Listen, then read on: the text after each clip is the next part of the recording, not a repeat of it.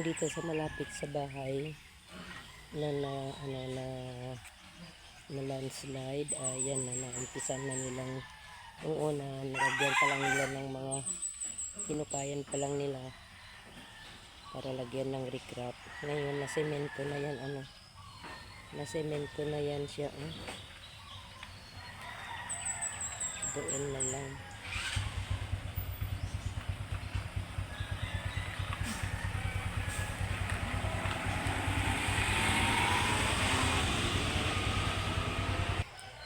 Ito siya ngayon, dito, yan yung din yung bahay namin,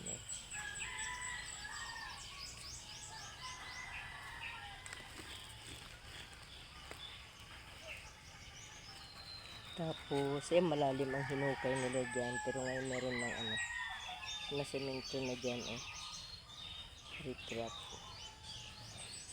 Tapos, doon naman, dyan ang mas malalim na inanuan nila, hinukayan nila. So, parang hindi na lalong lumala yung baka ito na naman ng kung magulan na naman ng malakas. So, ito siya ngayon, na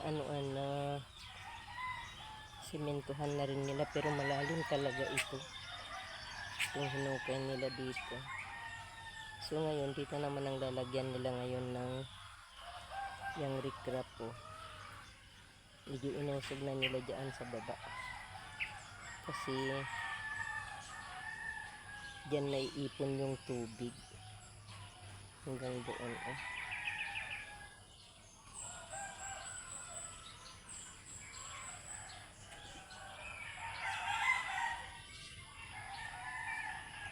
So pag matapos ito, magiging maganda na dito banda sa akin. para nasa boulevard. Maluwang na yung yung upuan dito. Lalagyan nila ng upuan. So pwede na siguro kung pwede na barbecue dito, magbenta. Kaya maluwag na dito. Sa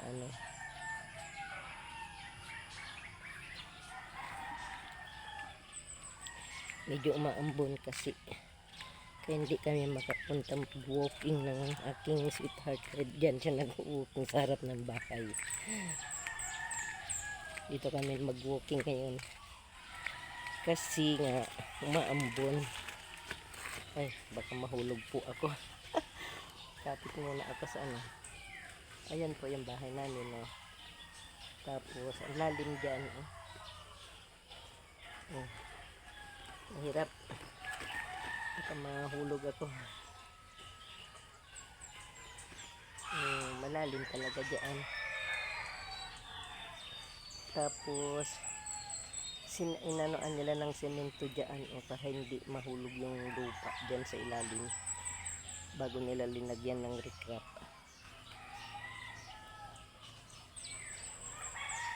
Ayan.